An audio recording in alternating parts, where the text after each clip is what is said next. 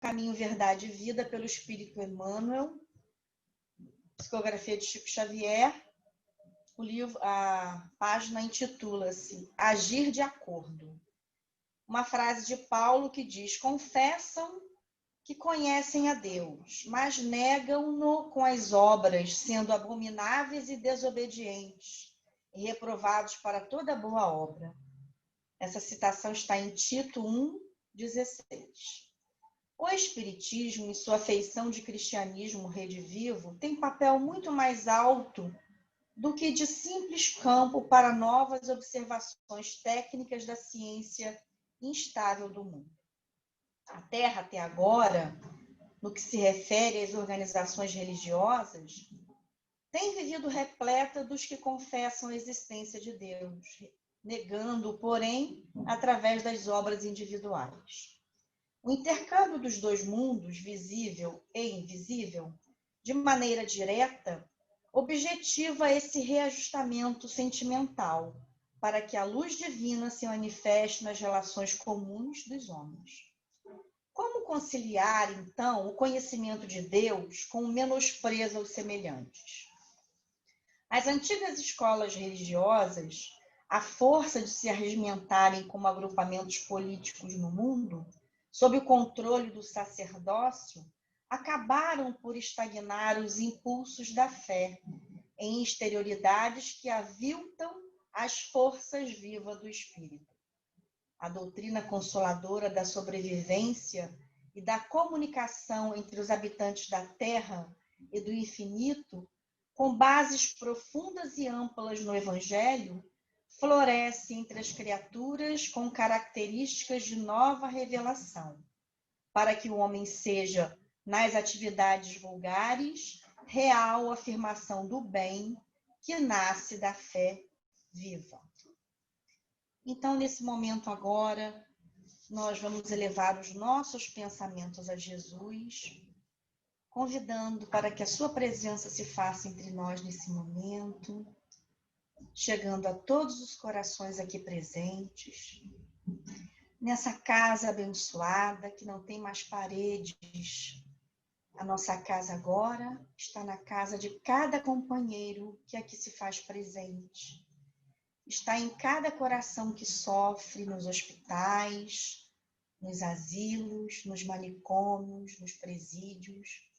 Onde quer que haja um irmão nosso em sofrimento, a pleiade de amigos benfeitores que nos assistem, que nos orientam, que nos coordenam, está levando, Senhor, o lenitivo da Tua bênção, da Tua luz, do Teu amor a cada coração.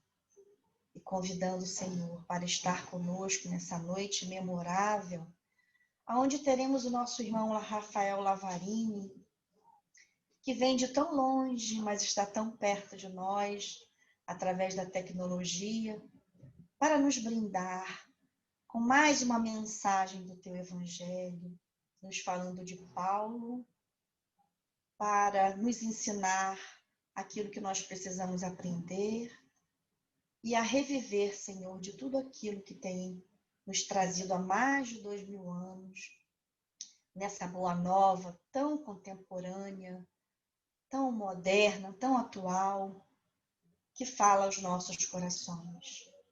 Jesus querido, que nesse momento, Senhor, a Tua luz, a Tua paz tão desejada por todos nós, possa penetrar todos os corações aqui presentes, encarnados e desencarnados. Que a Tua luz nos ilumine o nosso companheiro que irá nos brindar com a sua fala na noite de hoje. Nós te pedimos, Senhor, a orientação maior desses benfeitores que em Teu nome aqui estão conosco, fazendo com que esse trabalho aconteça. E é com muita gratidão e com muito amor que nós te pedimos permissão, Jesus, para iniciarmos a nossa reunião na Tua santa e doce paz. Graças te damos, que assim seja. Então vamos pedir ao nosso irmão Rafael que possa abrir o seu som.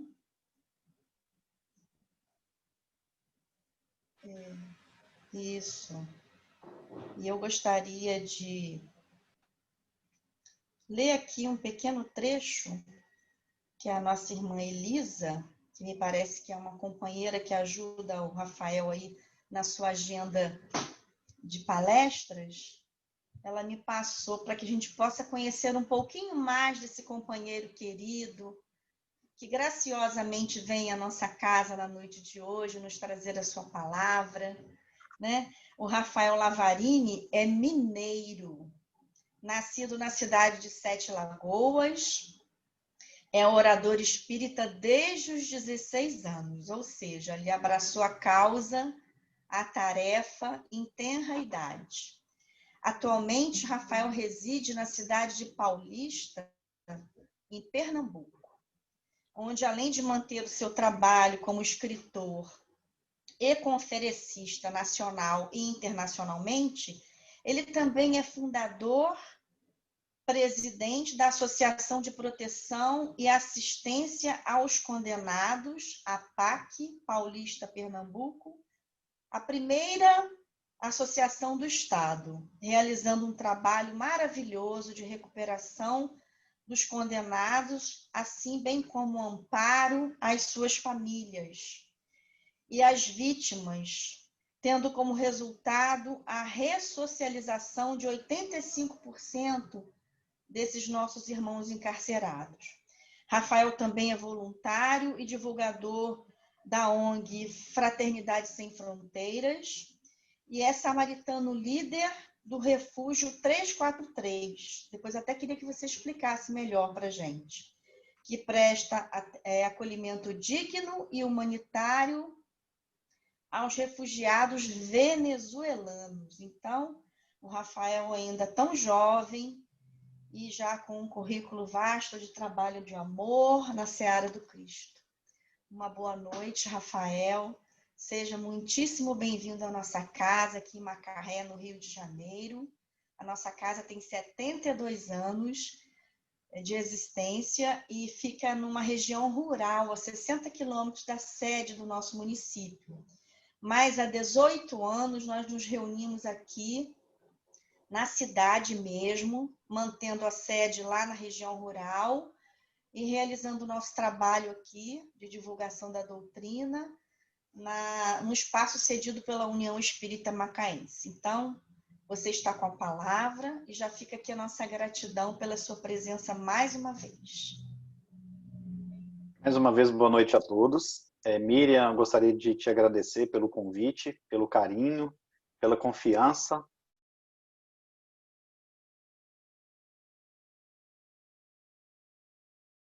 Dizer que eu fico muito à vontade, quando vocês estão à vontade, para abrir o microfone, fazer pergunta, fazer colocações ao longo da palestra.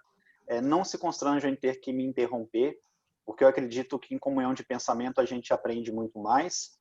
E agradecer também até pelo tema, porque relacionarmos qualquer assunto que vamos tratar de cristianismo, de doutrina espírita, à vida de Paulo, é sempre uma grande alegria. Não que a gente tenha pretensão em exaltar a vida dele, né? Mesmo porque a nossa maior referência sempre será Jesus. Mas a gente sempre tem uma alegria e um carinho grande em falar de Paulo, que tanto nos inspira, né, a sermos melhores.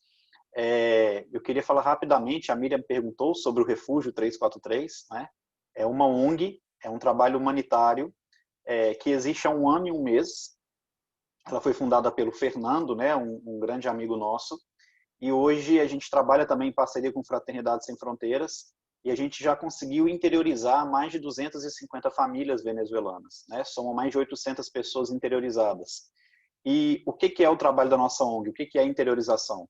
Às vezes a gente vê muitos irmãos aí da Venezuela, aqui no Nordeste é muito comum, nos semáforos, né, dormindo na rua, e a interiorização desse pessoal, elas não podem se dar apenas por uma região ou apenas colocar para dentro do Brasil. E aí, pensando nisso, o que a gente faz para não perder o processo de sustentabilidade, de equilíbrio, né, social, econômico, enfim. A gente só traz uma família quando a gente consegue estruturar para eles moradia, acesso à saúde, à alimentação e ao trabalho. Então, geralmente, cria-se pequenos grupos de voluntários que recebem, interiorizam e, por 6 meses, arcam com todas as despesas até encaminhar a pessoa no trabalho, os filhos na escola, a saúde pública. E assim a gente tem conseguido contribuir com esse processo de equilíbrio, né? E hoje, aí, talvez 20% do meu tempo eu tenho dedicado ao Refúgio 343. Eu lidero todos os religiosos no Brasil, chamado que a gente chama de samaritano, que querem se movimentar para receber qualquer uma dessas famílias. Então, eu sou o líder desses religiosos. E a maior parte do meu tempo hoje, ela é destinada ao trabalho com os nossos irmãos encarcerados, né, nesse projeto chamado APAC, que é a Associação de Proteção e Assistência ao Condenado, mas também é conhecido como Amando o Próximo, Amarás o Cristo. E a gente é o primeiro presídio do mundo. O primeiro foi fundado em 1972, em São José dos Campos, São Paulo. Nós somos o primeiro presídio do mundo sem armas, sem presença de polícia penitenciária. Os próprios recuperandos ficam com a chave, né? A gente tem o maior índice de recuperação também do mundo, independente do crime que a pessoa tenha cometido. E eu, por 8 anos, trabalhei como voluntário, né? Continuo como voluntário em Minas Gerais e agora me mudei para Pernambuco, onde a gente está fundando uma APAC na região metropolitana de Recife e contribuindo com outras 7 APACs que estão sendo formadas entre Rio Grande do Norte, Paraíba e Pernambuco. E eu sempre gosto de falar, tá, gente, um pouquinho no início ou no final sobre esses projetos, antes de entrarmos no Evangelho, não para falar que é um projeto Rafael, né, mas para mostrar que é um projeto de Deus, do Cristo, e que eles precisam de mãos humanas e pessoas simples, comuns, como Rafael, pode ser intermediários disso. Não é? Então, tem muitas pessoas que fazem esse projeto dar certo, tanto a da APAC como do Refúgio, e a gente tem aprendido, né, com a nossa maior bandeira na doutrina espírita, que fora da caridade não há salvação. Então, depois de cumprirmos aí os nossos compromissos com a família, os nossos compromissos no lar, a gente precisa também, enquanto cristão, levar esperança a outras pessoas que sofrem e ainda não conhecem o Cristo e precisam ser acolhidas, precisam de um abraço, de uma atenção e precisa de um ser humano acreditar que aquele ser humano que está caído, ele vai se levantar e vai também um dia levantar outros. Então, a gente sempre, ou antes ou no final da palestra, a gente gosta de falar dos projetos, porque a gente nunca pode perder o foco, né? A doutrina espírita não é um movimento de púlpito, não é um movimento de cadeira, de banco, não é um movimento só doutrinário.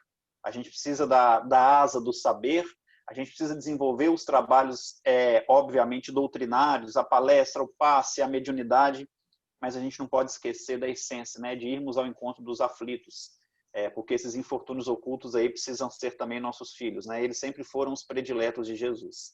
E aí depois, obviamente, a Miriam fica autorizada a passar o meu contato, caso alguém queira conhecer e contribuir de alguma forma com esses projetos. Tá bom, Miriam? Tá bom, Rafael. Eu gostaria também que depois você falasse dos seus livros, porque fica uma oportunidade aos companheiros que estão aqui presentes conhecer o seu trabalho, né? Particularmente a mim também. E aqui a gente pode ser veículo de divulgação também desse trabalho maravilhoso que com certeza você realiza. Perfeito. Ao final, então, Miriam, me lembra. Se eu esquecer, eu falo aí do último lançamento nosso, que tem tudo a ver com o Paulo também. O livro chama Os Prisioneiros do Cristo e toda a renda é para o nosso trabalho junto aos presos. Okay. Mas vamos iniciar, então, a reflexão, porque a gente sempre entra num dilema quando o tema está relacionado à obra Paulo Estevam. E o dilema é o que não falar, né? Porque é tanta coisa que tem na obra que a gente fala assim, nossa, eu vou falar desse assunto, mas eu vou deixar... Então, a gente sempre vai deixar de falar algo, nunca tem como esgotar esse assunto. É um livro muito rico, né? E eu me lembro que, há alguns anos atrás, eu, empolgado, devia estar estudando Paulo Estevam ali há uns 3 anos, eu formei um grupo na casa espírita que eu frequentava para a gente estudar a obra Paulo Estevam. E eu me lembro que na primeira semana, a gente fez uma brincadeira com o pessoal, dizendo a eles assim, olha pessoal, para a gente esgotar o livro Paulo Estevam, para a gente estudar toda a obra, nós vamos demorar mais ou menos 5 anos. Porque o livro tem 1h30 por semana, 5 anos. Não existe uma página, e talvez um parágrafo do livro Paulo Estevam, que não nos faça recordar de alguma passagem do Novo Testamento. E não existe nenhuma passagem do Novo Testamento que não nos faça recordar de algo que encontramos na obra de Allan Kardec. E não existe nada na obra de Allan Kardec que a gente não tenha aprofundado em Chico Xavier. Então, imaginem só, cada pedacinho do livro, ele toma um desdobramento muito grande, porque a gente pega passagens do Evangelho, do Novo Testamento, e aí muitas vezes essa passagem faz menção a algo que está na primeira revelação, e a gente tem que recorrer ao Velho Testamento. A gente traz uma explicação mais clara com Allan Kardec, científica, aprofunda-se em Chico Xavier. Então, o estudo realmente vai tomando uma proporção. E eu me lembro que havia pessoas com a idade, né, que eram jovens há mais tempo. Então, tinha a idade um pouco mais avançada que a nossa. E eles brincaram e falaram assim, Rafael, mas não tem como não, o estudo vai durar 5 anos, eu não sei nem se vou estar encarnado até lá. E aí, foi engraçado, né, que a gente terminou o estudo depois de 10 anos.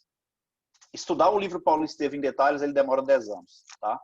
E isso foi na primeira vez que nós tivemos essa experiência. Eu acho que se a gente começar uma turma nova agora, talvez demore um pouco mais, né? Mas demorou 10 anos, né? E o fato curioso é que ninguém desencarnou, né? Tá todo mundo vivo, todo mundo continuou vivo. Então, em alguns minutos é difícil, obviamente, esgotarmos qualquer assunto. E aí a gente sempre pede para a gente ter uma especificação dentro do tema. E o tema hoje específico, né, é fazer uma relação com o espiritismo, com o movimento espírita. E eu já queria começar deixando todos nós um pouquinho preocupados com o que nós encontramos no prefácio do livro Paulo Estevam. E vejam só, meus irmãos, o prefácio de Paulo Estevam, ele foi escrito ao final da obra. Sempre Emmanuel, obviamente, escrevia ao final da obra os prefácios. E esse está datado no dia 8 de julho de 1941, há exatos 14 anos após a primeira psicografia de Chico Xavier.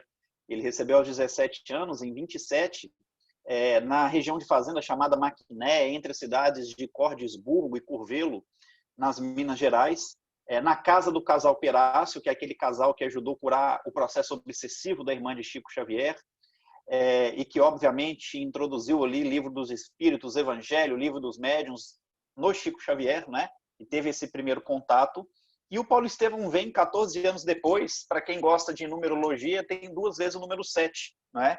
E a gente vê ali como os personagens principais da obra, Paulo e Estevão, ambos vindos de origem judaica, né?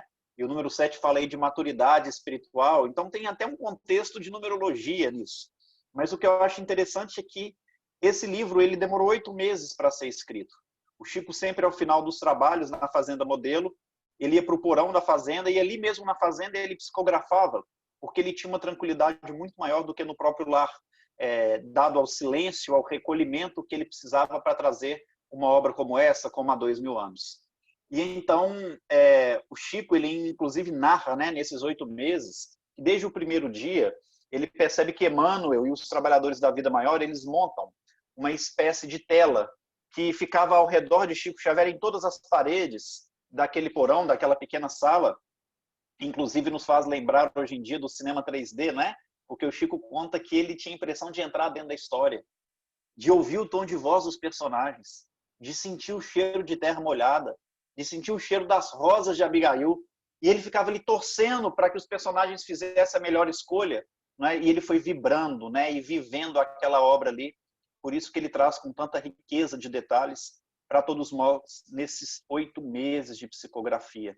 Inclusive, a título de curiosidade, o Chico ele costumava sempre ao final de cada dia sair do porão, obviamente, ao final de cada escrita, olhar para o céu. Imagina na fazenda o tanto que o céu não é belo, né, com a ausência de luz. E o Chico, ele vendo as estrelas, né, com o olhar no firmamento, ele agradecia sempre de joelhos, fazia uma oração por estar recebendo essa história tão linda para todos nós. Que, inclusive, segundo o próprio Chico Xavier, o livro Paulo Estevam é o mais importante das mais de 500 obras que ele já recebeu. Ivone do Amaral nos afirma que Paulo Estevam, ao lado da codificação, faz parte dos livros mais importantes da doutrina espírita. Por isso que ele não é um romance. O próprio Emmanuel, no prefácio, fala que a Terra está cheia dessas fichas ilustrativas. Paulo Estevam é algo das tradições espirituais superiores. Então, Emmanuel é um médio dos espíritos superiores. É algo dessas tradições sobre o cristianismo primitivo. Não só sobre a vida de Paulo e Estevão, mas sobre o cristianismo primitivo.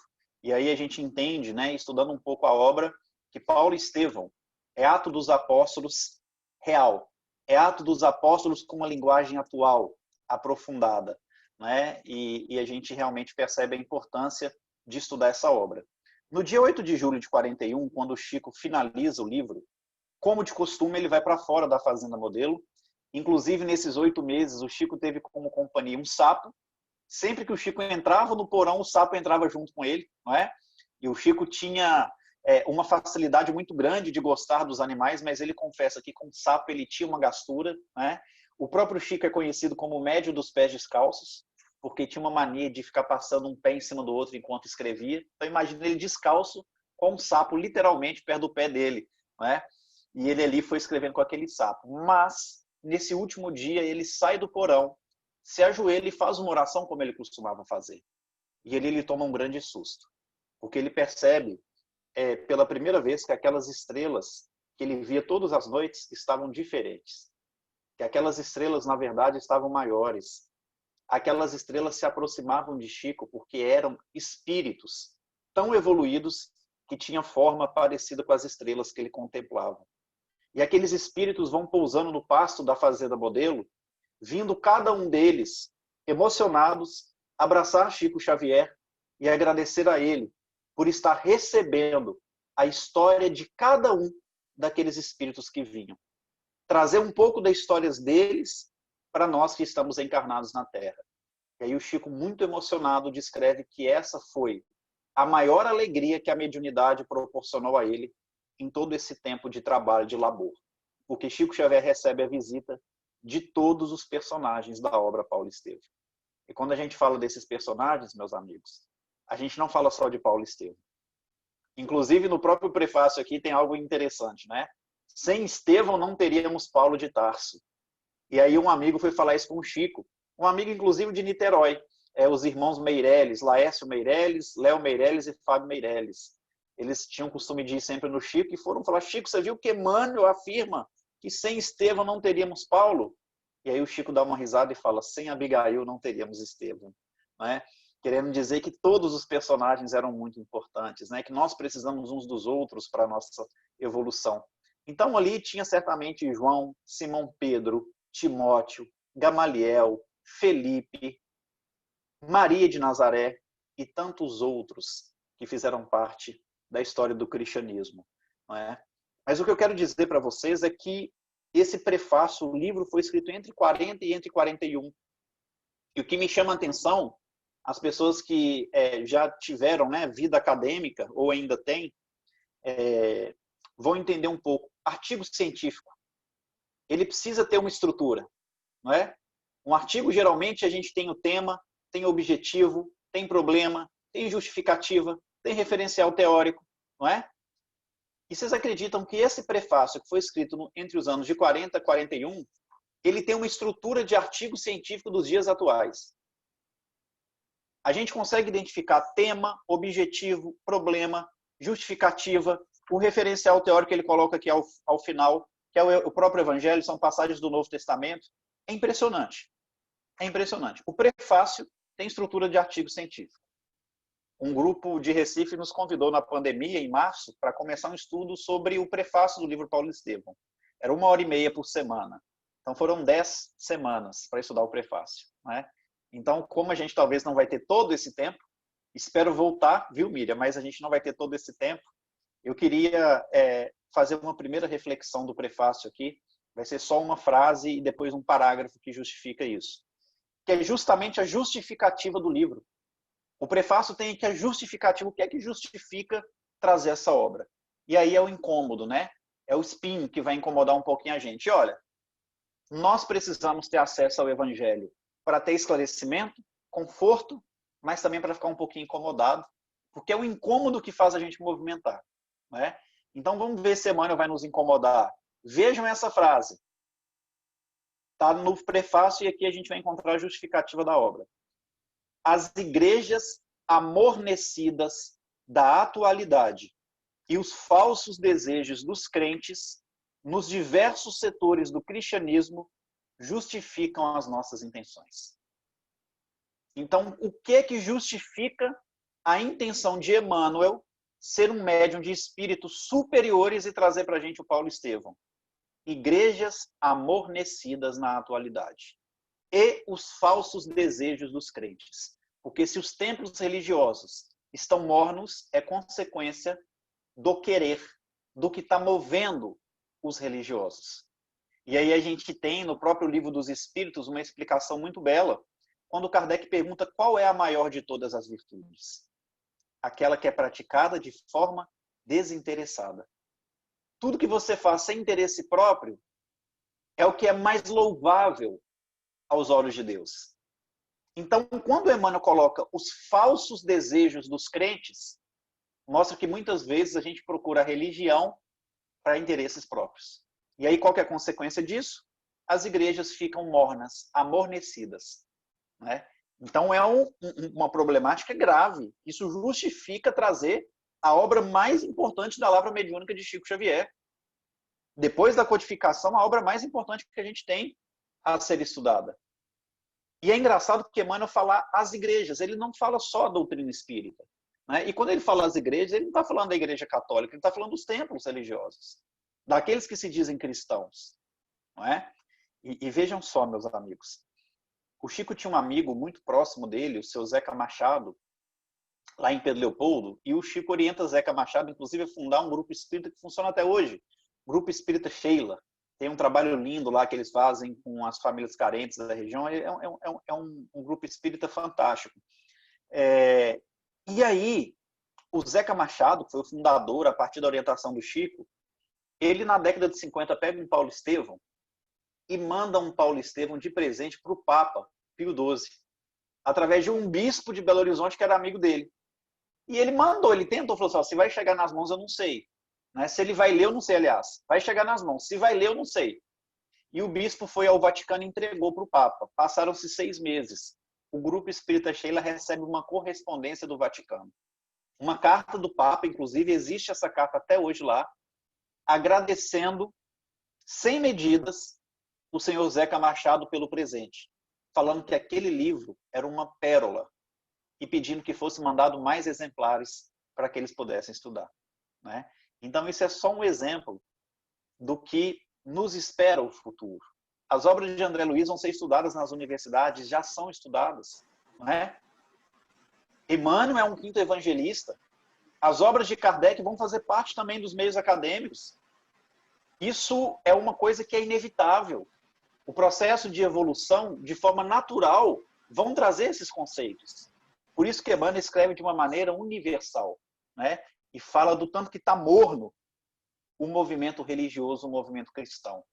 E olha a característica de Paulo.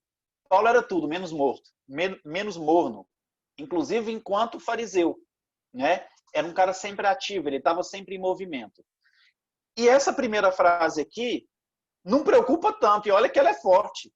Emmanuel fala de forma firme. Mas vejam só, meus irmãos, o parágrafo seguinte, que é a explicação dessa frase. Ele desenvolve essa frase. Falsos desejos do crentes que têm por consequência tempos religiosos mornos, amornecidos.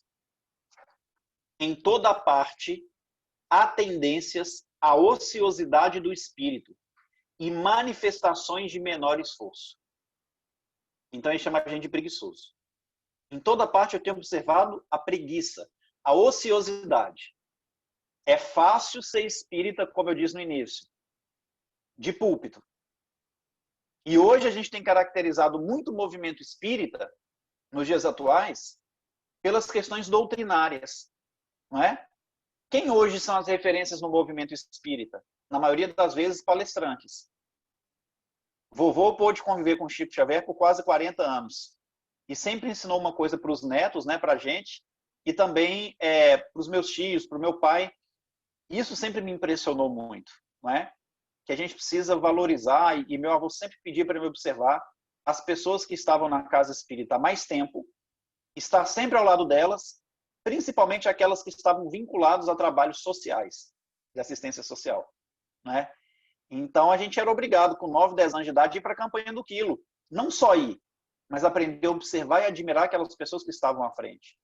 Hoje, nós temos aí, no movimento espírita, muitos congressos, né? Inclusive, eu faço parte de alguns desses congressos. Mas eu tenho uma crítica em relação a isso. Não estou falando que fazer congresso é errado. Mas por que às vezes, a gente só leva as pessoas que têm o dom da fala? Por que a gente não leva um senhorzinho que está há 30, 40 anos distribuindo sopa na periferia? Por que a gente não leva uma pessoa que está há 10 anos fazendo um trabalho sério com as gestantes, que vive de forma vulnerável, com o outro que ajuda o suicida, com aquele que está trabalhando com pessoas em situação de rua? Porque atrair é diferente de converter. Essa frase é de Paulo, no livro Paulo Estevam. Atrair é diferente de converter. Às vezes, pela facilidade da fala, do verbo, a gente atrai.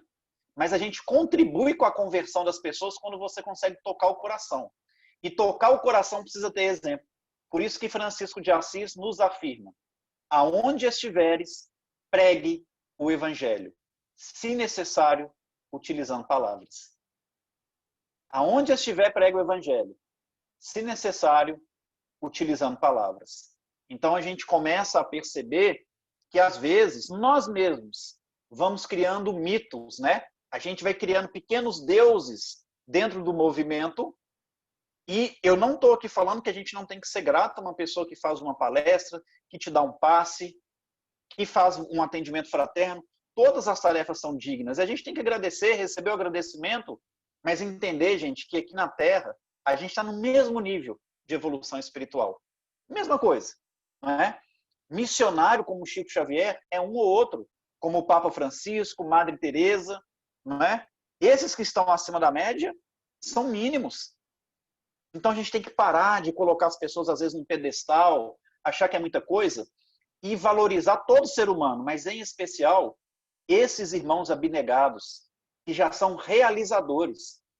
O Rafael está tentando fazer uma PAC, está tentando ajudar o venezuelano, mas tem aqueles que são realizadores, que há 30, 40 anos fazem um trabalho sério, não é? Então a gente tem que colar mais nesse povo, a gente tem que ficar mais perto para aprender. É como hoje em dia a linguagem atual fala, né? É o espiritismo raiz. Hoje tem se comentado muito nas redes sociais, nossa, como que vai ser o espiritismo pós-pandemia?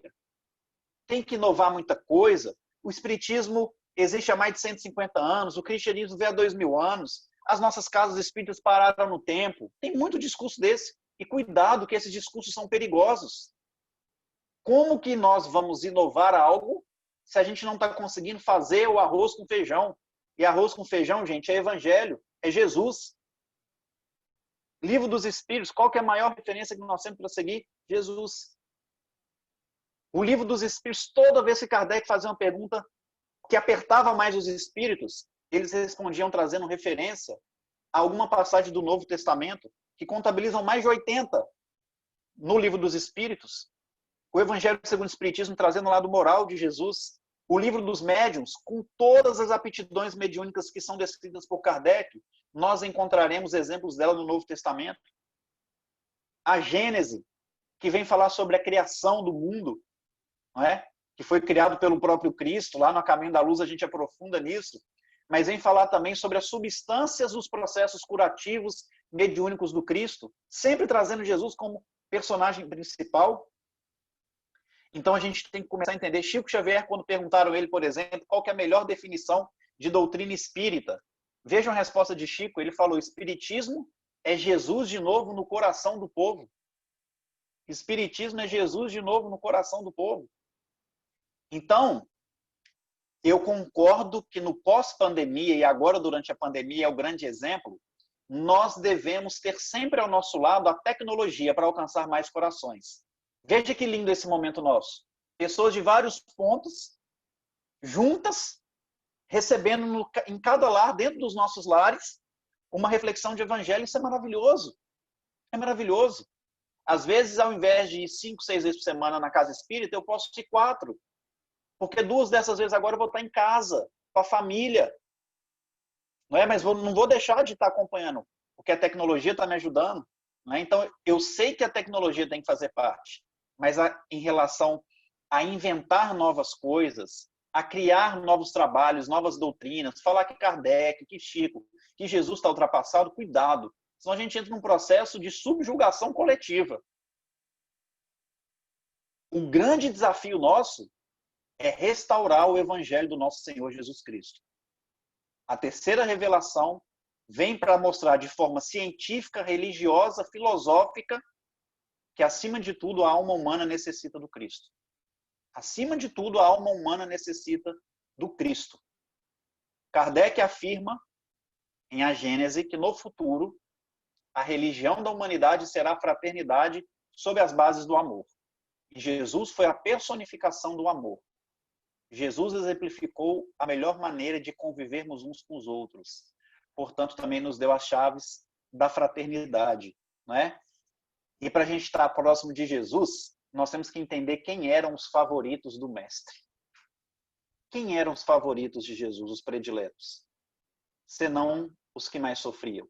Os chamados filhos do Calvário. Os viciados, as prostitutas, os que haviam cometido crime. Aqueles que aos olhos do mundo eram grandes pecadores. Mas para Jesus, era como todos nós somos. Espíritos criados simples e ignorantes com DNA divino no íntimo. Capazes de sermos espíritos também puros, como Jesus o é. Vejam só, 61 pessoas participando da reunião hoje. Já pararam para pensar que somos 61 espíritos com potência crística? Que em algum momento, os 61 que estão aqui serão espíritos puros, espíritos crísticos. Então a gente tem que acreditar no ser humano, acreditar uns nos outros, não é? Mas entender que o processo, para a gente não só andar para frente, mas para o alto em especial, é encontrarmos o rosto de Jesus nesses rostos transfigurados na terra. Não é? E aí, qual que é um grande entrave disso? O Emmanuel acabou de falar. Em toda parte há tendências à ociosidade do espírito e manifestação de menor esforço. E vejam o que ele continua afirmando. Muitos discípulos disputam as prerrogativas de Estado, enquanto outros, distanciados voluntariamente do trabalho justo, suplicam a proteção sobrenatural dos céus. Muitos discípulos disputam prerrogativas de Estado. Então, todo mundo quer ocupar cargo, todo mundo quer ocupar um espaço de evidência, quer aparecer mais que os outros. E ainda suplicamos, de maneira injusta, uma proteção sobrenatural, sendo que estamos afastados do trabalho justo. Então, esse trecho aqui que justifica a obra, gente, incomoda, nos incomoda.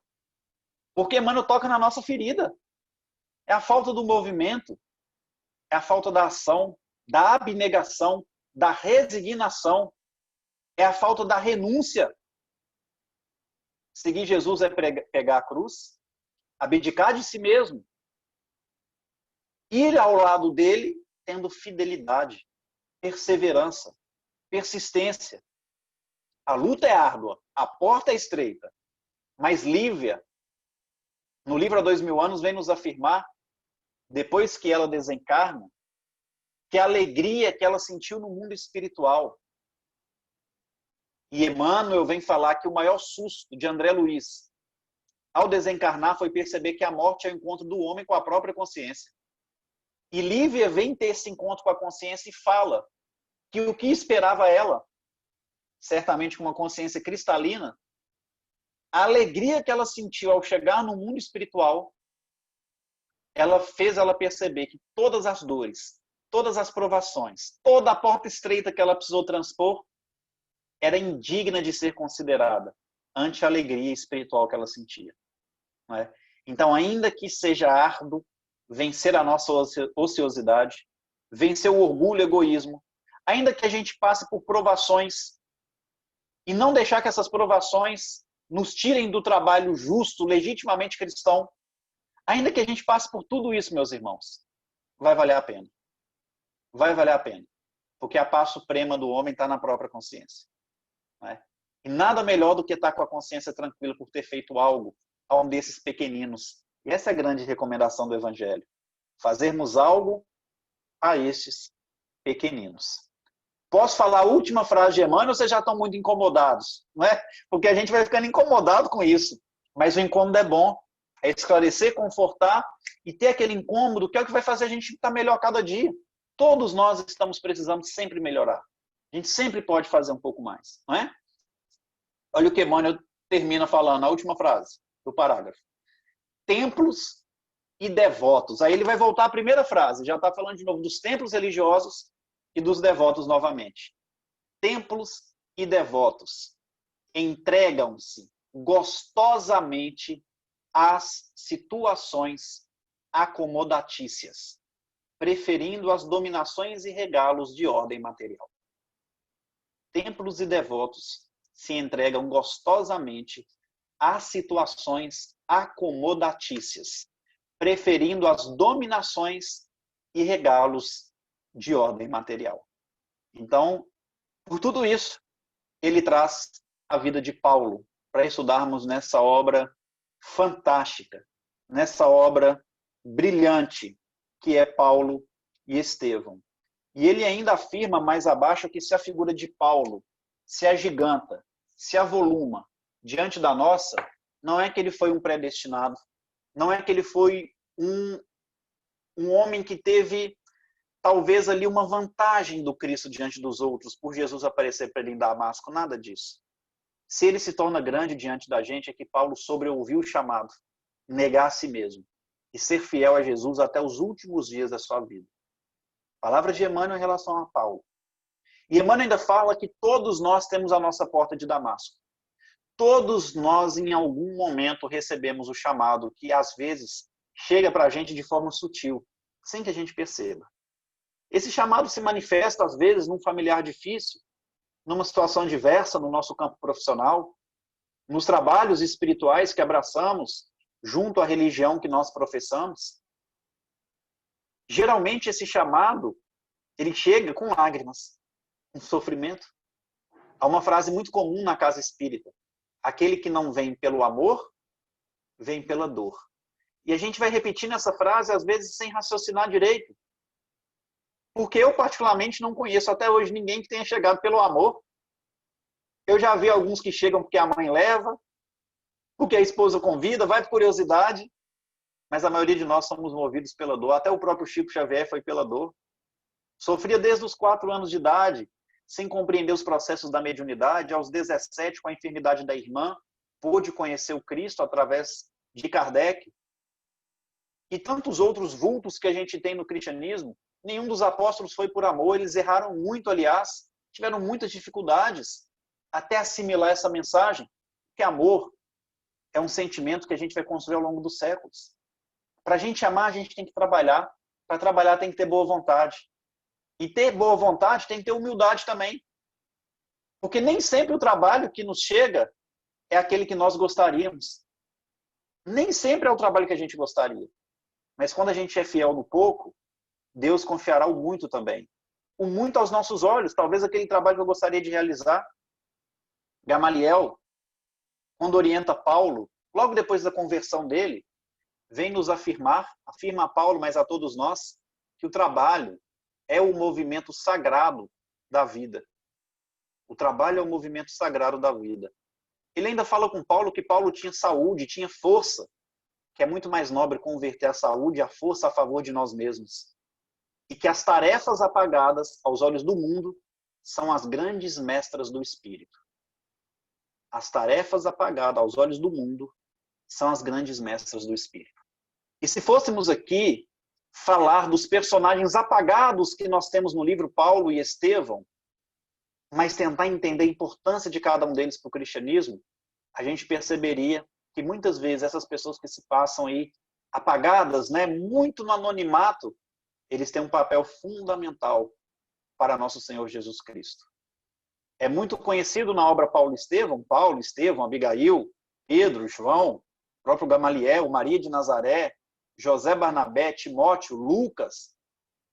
Será que a gente lembra, por exemplo, de Samônio? Alguém lembra desse personagem?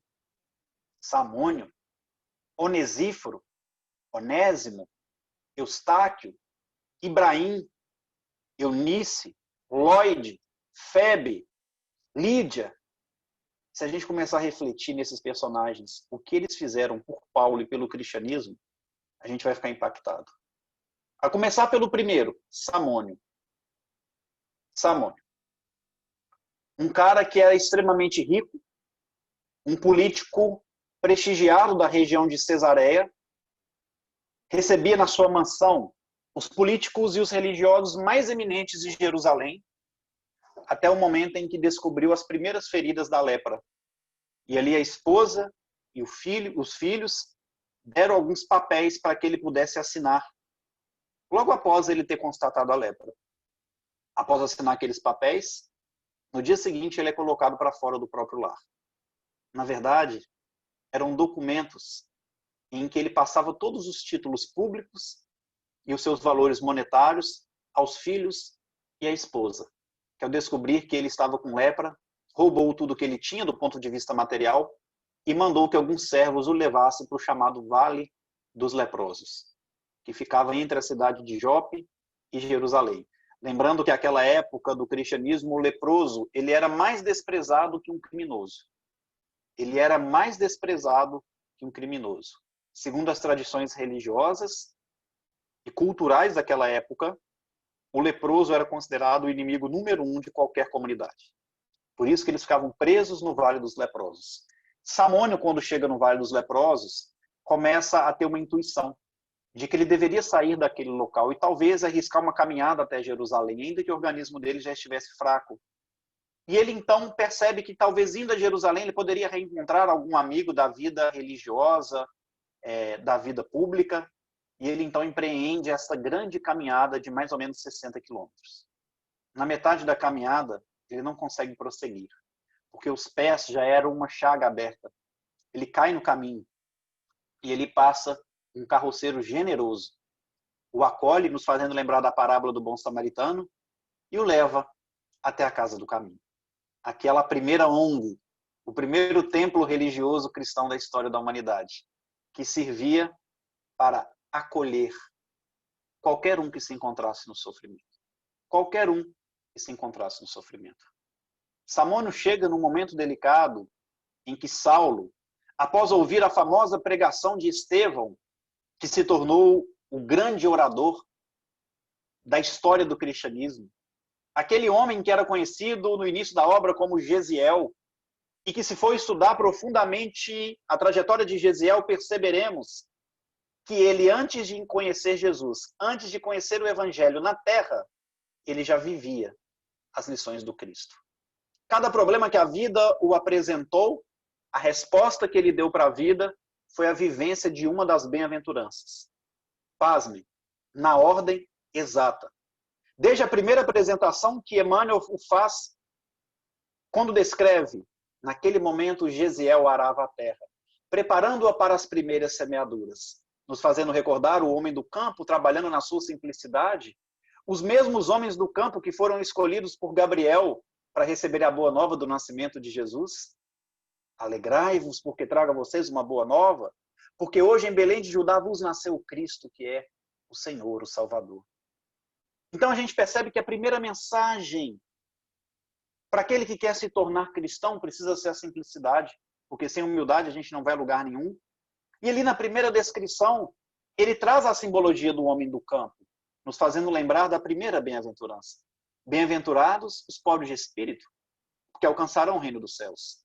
O pai de Alcedebe foi ao centro da cidade de Corinto naquela manhã, onde o sol estava muito belo, mas as ruas quase desertas, com a chegada do Império Romano, com muito mais força naquela cidade.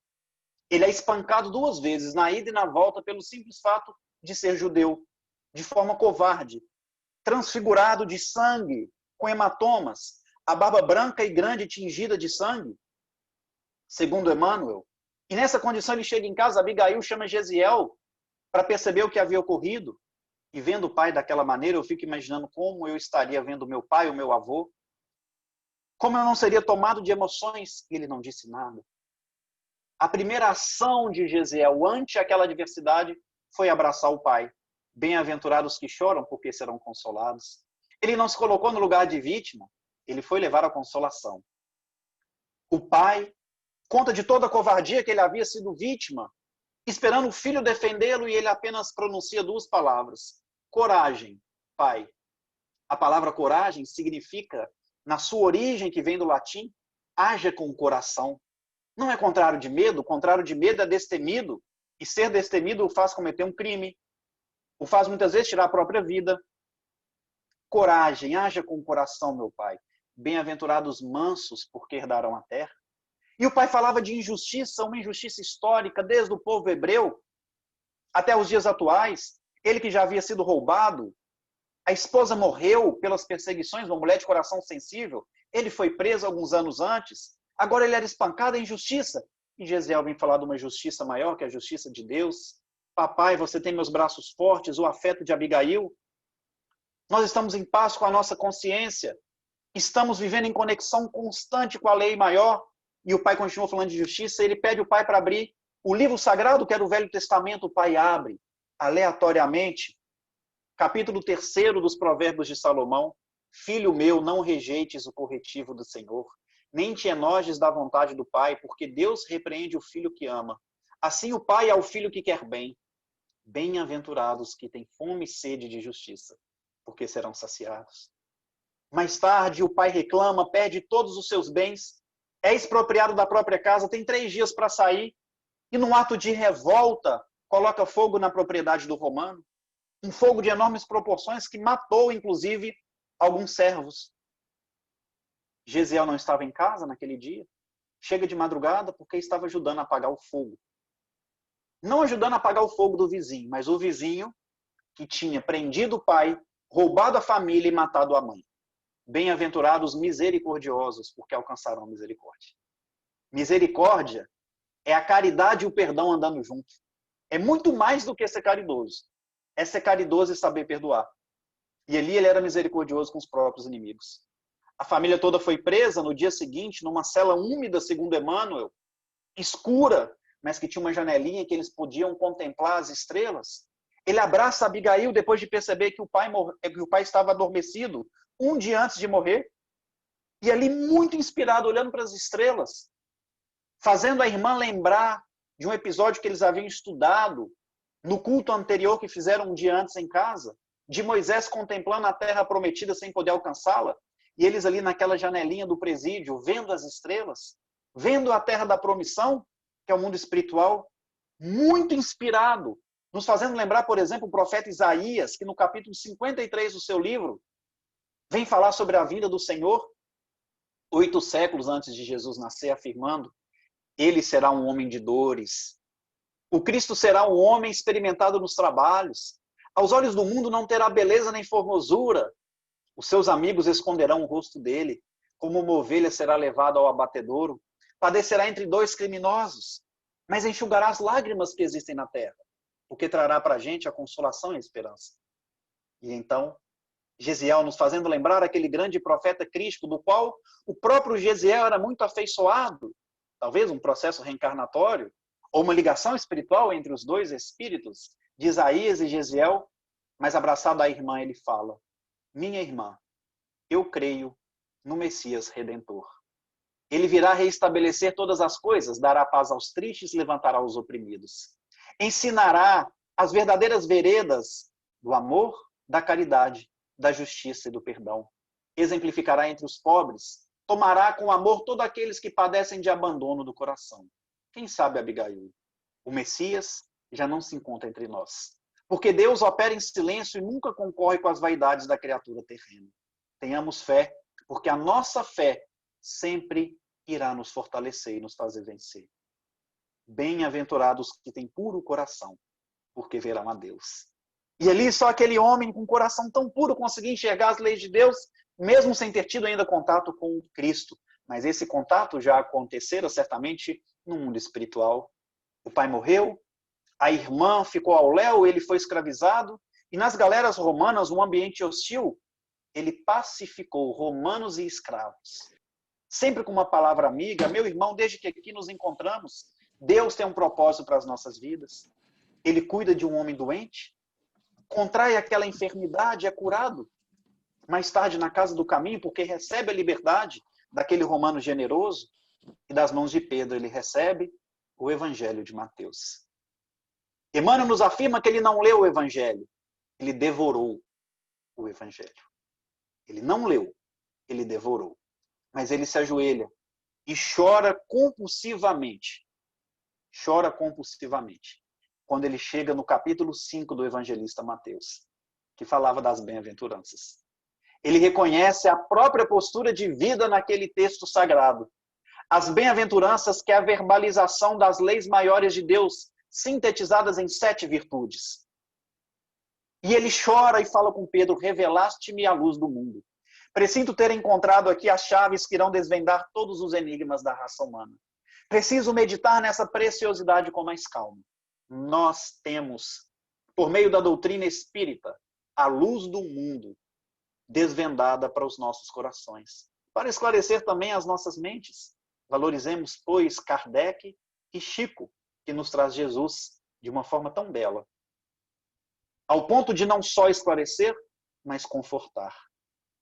Num discurso memorável, aquele que se tornou o grande pregador do caminho, ele abre o Evangelho de Mateus no capítulo 10, também ao acaso, nos itens 5 e 6, mas pregai antes as ovelhas perdidas da casa de Israel, e dizei a elas que é chegado o reino dos céus. Naquela pregação memorável, Paulo de Tarso recebe o primeiro convite para seguir Jesus. E então, meus irmãos, ele não consegue conceber o Filho de Deus que eles tanto esperavam na figura simplória de um homem que caminhava com homens da Galileia, sem ter uma pedra para repousar a cabeça. Ao lado de prostitutas, de viciados, de leprosos, muitos espíritas, muitos que estão no movimento espírita, se afastam desse público. Muitos tiram Jesus do espiritismo porque o convite de Jesus nos convida ao movimento. O convite de Jesus nos faz lembrar desses filhos do Calvário. Como ousas, disse Saulo, se exaltando, em Jerusalém, na casa de Israel, onde se decide todos os destinos da raça humana, você, Estevão, afirmar que esse Jesus é o Filho de Deus que tanto esperamos. Esse carpinteiro vulgar, sem trair a bondade que vinha no coração, Estevão respondeu a Saulo: Saulo, meu irmão, ainda bem que o Messias foi carpinteiro, porque dessa forma nunca faltará um abrigo seguro aos nossos corações. Porque Jesus é o abrigo da paz e da esperança. Saulo quis continuar a discussão e Estevão disse: o Cristo a quem sirvo nos recomendou que evitássemos os fermentos das discórdias infrutíferas. E ao sair, Saulo prometeu: pagarás caro por essa afronta. O sinédrio, Estevão, tem 1000 maneiras de lhe fazer chorar e sofrer. Assim o fez com Jesus. E nós faremos que você abdique desse amor desvairado a Jesus Cristo. E então Estevão responde e silencia-se para sempre. O sinédrio, Saulo, tem 1000 maneiras de me fazer chorar e sofrer. Pode tirar minha vida, assim como fez com Jesus. Mas desconheço meios para que eu deixe de amar o Messias Nazareno. E a vida, meus irmãos, muitas vezes nos trará lágrimas, incertezas, medo, dificuldades outras. Nada disso, porém, fará com que tiramos Jesus dos nossos corações. Conhecendo Jesus através de Estevão, Samônio, aquele leproso, se renovou. E após Paulo cumprir as promessas, perseguir, matar Estevão e continuar empreitada para matar os outros seguidores de Jesus, Simão Pedro, a rocha do Cristo, convida Gamaliel, um doutor da lei, pai espiritual de Paulo, para conhecer a casa do caminho. Gamaliel, ao adentrar, se emociona e ele já começa a pensar e perceber que nunca na história das religiões os religiosos da terra haviam se preocupado com os aflitos, com os que choram, com os sem-tetos, com os leprosos. E ele era cuidado como filhos. Mas ele toma um grande susto, percebendo que os seguidores de Jesus não mais pregavam a virtude atrás dos púlpitos e das cátedras, mas eles iam ao encontro, inaugurando na terra a verdadeira fórmula da benemerência social. Mas o susto maior foi perceber que entre aqueles enfermos encontrava-se Samônio, o seu amigo da vida pública e da vida política. Samônio, que fazes aqui? Ah, meu bom mestre, ainda bem que um dos meus amigos pudera me encontrar na minha miséria física, mas na minha transformação em Jesus Cristo, que é o Filho de Deus do qual tanto esperávamos.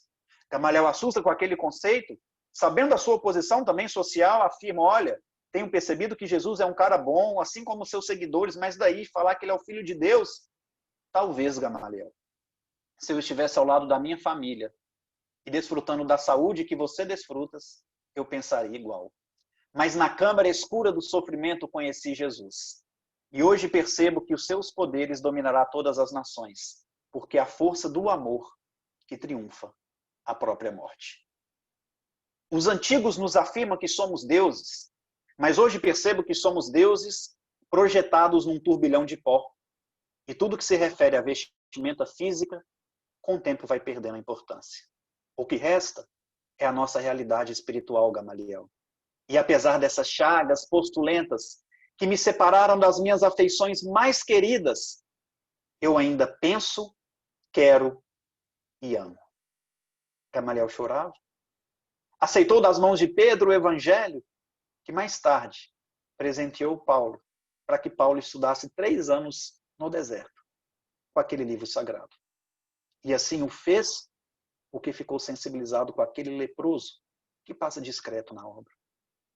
Para finalizarmos, esse é o mesmo evangelho, meus irmãos, do qual Paulo guardava sempre na túnica, segundo Emmanuel, do lado de dentro, próximo ao coração, que serviu para que ele, ao lado de Barnabé, empreendesse a primeira viagem missionária. E próximo à cidade de Antioquia da Síria, da Psídia, eles pararam para repousar numa caverna e ali começaram a falar sobre o evangelho como um grande tesouro. Ocorre, porém, que passava por ali 2 salteadores, 2 criminosos, que ouviram-os fazer menção a um tesouro. Foram até aquela caverna, roubaram as roupas de Paulo e Barnabé, um pouquinho que eles tinham de moedas, a alimentação e também os pergaminhos, acreditando que era o mapa do tesouro. No dia seguinte, Barnabé fala que eles deveriam abandonar a viagem missionária, porque não tinham o que comer, não tinham dinheiro e só tinham a roupa do corpo. E Paulo então fala, poderemos nos alimentar das frutas que encontrarmos pelo caminho. Na próxima cidade não nos faltará trabalho. Vamos seguir. As dificuldades nós teremos, mas vamos seguir. Barnabé fala, mas não tem como, porque roubaram o evangelho. Como seguir sem o evangelho? E Barnabé estava certo. Não tem como seguirmos sem o evangelho. Ainda que na vida a gente passe por dificuldades outras, mas sem o Cristo, a gente vai dar a volta e vai parar sempre no mesmo lugar. E então Paulo deu um sorriso e colocou a mão dentro da túnica. E ele lhe tirou aquele outro evangelho que ele sempre guardava perto do coração. O evangelho de Samônio. O evangelho que Samônio comoveu Gamaliel de ter aceitado. E Gamaliel presenteia Paulo. E os dois começam a chorar emocionados. Barnabé e Paulo, percebendo que agora sim eles poderiam ir adiante. E Emmanuel comenta, era profundamente comovedora a fidelidade que aqueles primeiros cristãos tinham com a causa do evangelho. Que possamos comover as pessoas com o nosso exemplo. Que possamos aprender com Paulo, Barnabé, Estevão e tantos outros vultos, que a cada dia basta o seu mal, a cada dia basta o seu problema. Que possamos aprender também com Jesus, quando ele nos fala, observai os pássaros no céu. Eles não semeiam, não colhem, não juntem celeiros, mas nunca falta a eles o necessário. Observai os lírios no campo. Nem mesmo Salomão se vestiu com tamanha beleza. Não somos nós, meus irmãos, muito mais na criação. Deus nunca vai nos desamparar. Jesus conhece cada um de nós pelo nome. Ele está aguardando o nosso movimento. Porque antes de pregar as bem-aventuranças, segundo Mateus, Jesus, vendo a multidão, subiu a um alto monte e se assentou. Jesus viu as nossas misérias, viu as nossas dores, as nossas sombras. Subir no monte não é ir no Monte das Oliveiras, mas o Cristo conectou-se com Deus em misericórdia e compaixão às nossas dores, às nossas dificuldades. Mas Jesus se assentou, esperando com que os discípulos se aproximassem, para que ele começasse então a falar as bem-aventuranças. Jesus continua se assentado, esperando com que nós façamos o movimento de aproximar dele e ouvir uma vez mais a voz do Mestre, que sempre terá a palavra certa para a nossa aflição, a fim de nos dar o combustível necessário da coragem, do bom ânimo, para permanecermos servindo a causa do Evangelho, que também é nossa. Muita paz a todos. Que o Cristo abençoe cada um de vocês, em especial seus familiares. Que todas as vibrações de amor e carinho que nós sentimos ao recordarmos do Messias Nazareno possa se expandir aos nossos lares, a cada cômodo, a cada pessoa que convive conosco. E aqueles que já nos antecederam na chamada morte do corpo físico, certamente receberão nosso carinho. Porque, segundo Samônio, o Evangelho é a força do amor que triunfa a própria morte. Muita paz a todos. Que maravilha ouvir você, Rafael. Muita gratidão. Aceite a nossa gratidão, essa inspiração de seguirmos o Mestre, né? Jesus no leme de nossas vidas. Eu queria saber se algum companheiro aí gostaria de fazer alguma pergunta, já que o próprio Rafael nos franqueou essa possibilidade.